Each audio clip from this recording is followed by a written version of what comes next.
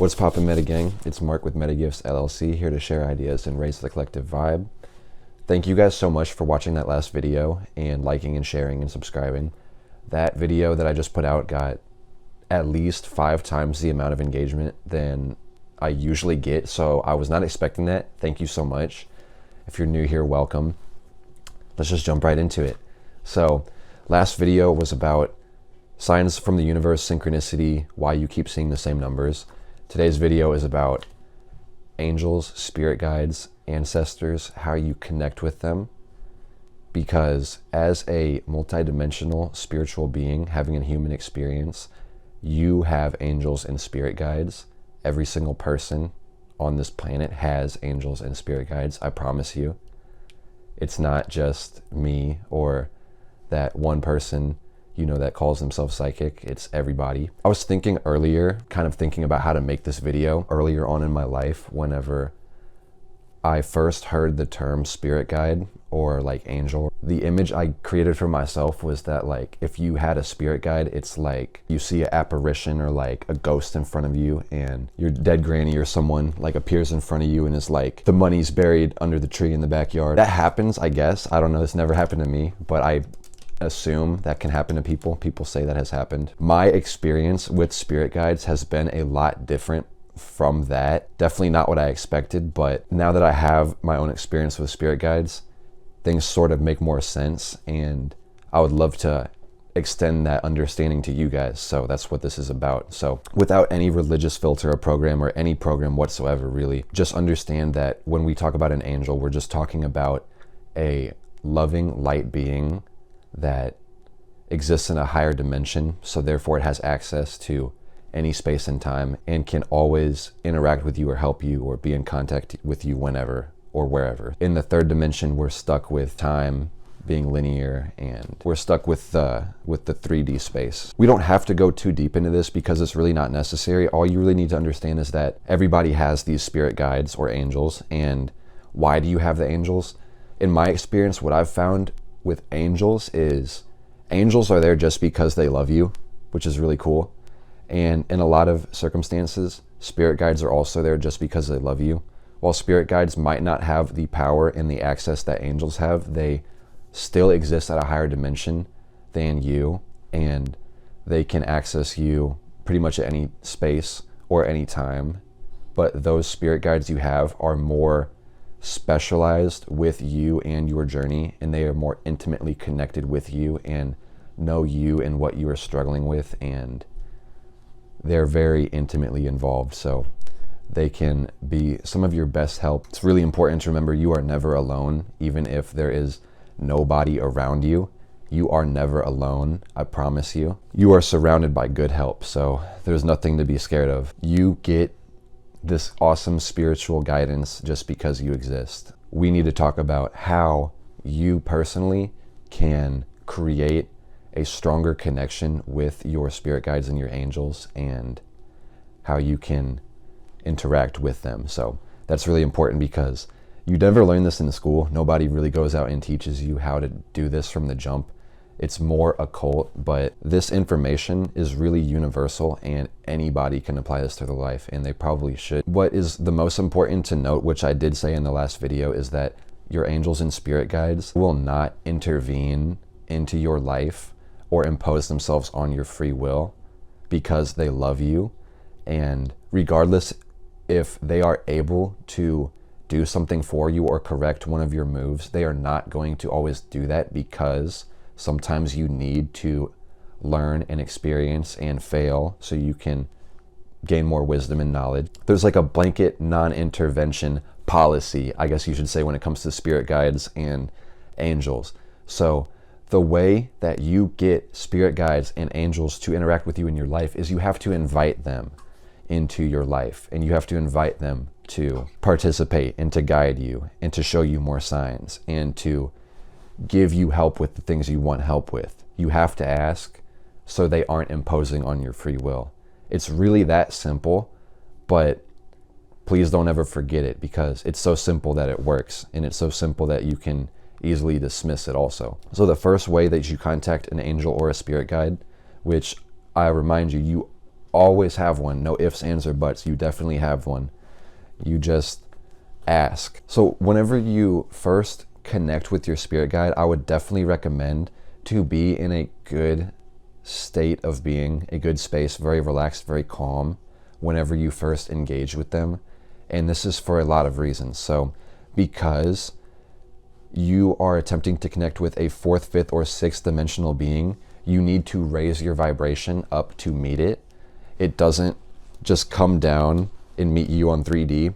Angels are multidimensional, so they could come down into 3D. And I'm pretty sure, like I said, I don't have experience with this, but I'm pretty sure that's why people have the experience of, like, seeing an angel appear in front of their car or whatever the case might be, and it looks like there's a real angel in front of them. The angel has the ability to do that, but unless there's like a tragedy or some reason they need to do that, they're not going to do that. Ooh, that was crazy. My lights just flickered. Basically, what you need to understand is if you want to connect with the angel, you need to bring your vibration up. You need to elevate your consciousness to meet it.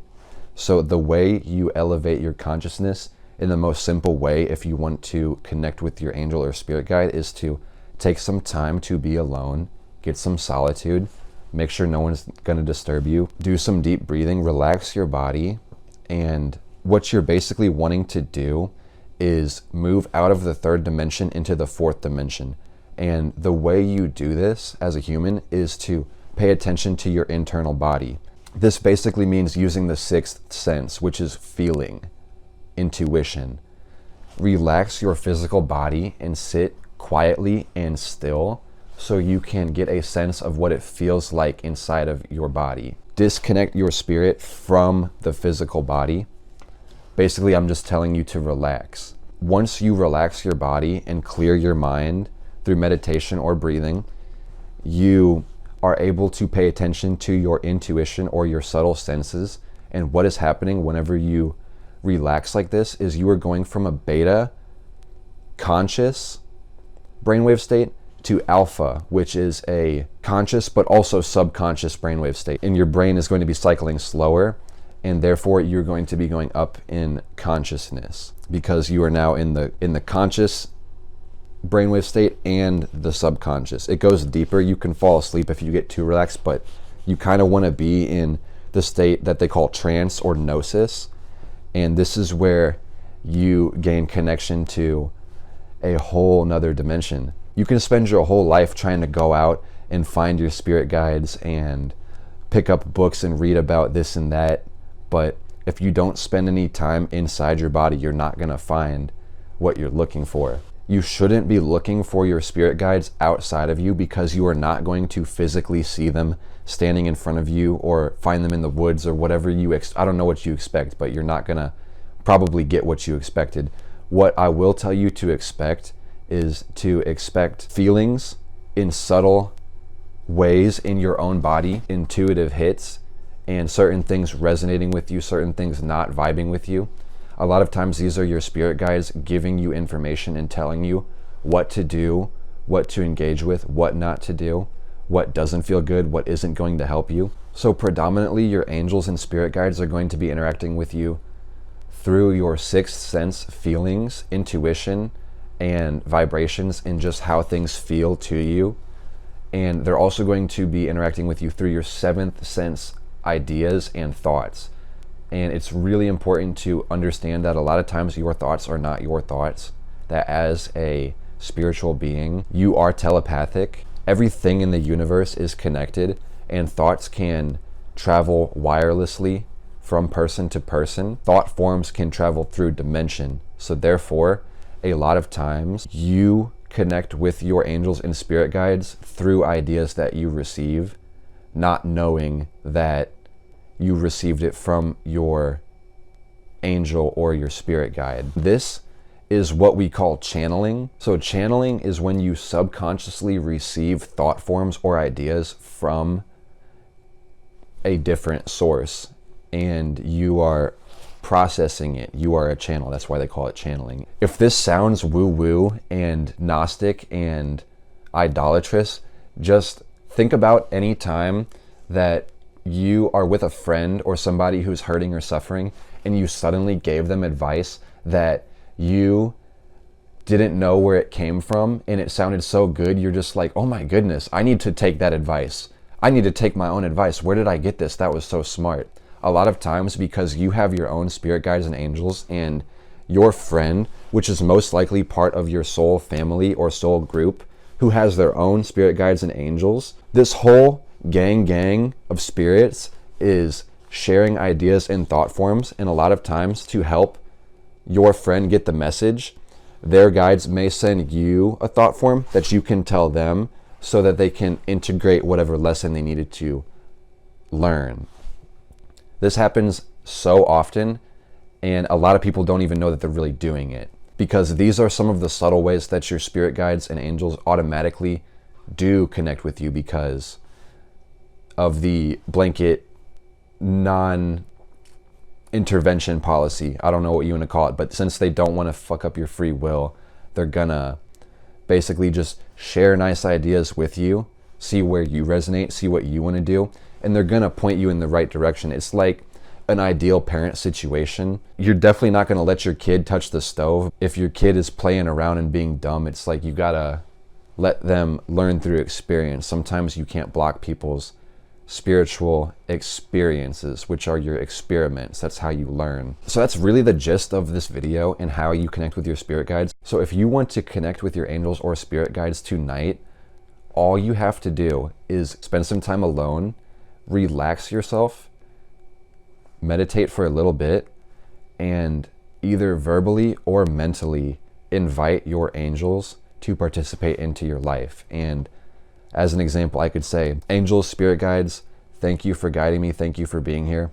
I ask you kindly to help me with whatever I need with my business, or help me figure out how to do my job better. You know, it doesn't matter what you need, but you can ask specifically for help with a certain area of your life to get help with it. Be patient and be kind and be receptive to what they are going to give you, because you're going to be receiving ideas and feelings about how you should proceed. Contact your guides in a relaxed space just because of the nature of vibration. This is why some people have problems connecting with their spirit guides, is because they only ask for help when they really, really need help and they're like struggling. If you're like pissed off in traffic and you're just having the worst day, and you suddenly ask your spirit guides, you're like, could you just help me get the fuck home, please, or something like that. It's like whenever your parent barges in your room when you're a kid and they scream at you and tell you to wash the dishes and take out the trash. Like, you would do it because that's one of your responsibilities, but the fact that they approached you in such a bad energy, why would you want to do that? It's the same way. You got to be kind and you got to be polite whenever you reach out to your guides. They love you so much, and they love you a lot of times more than you love yourself. That's why they're assigned to guide you, to help you to learn.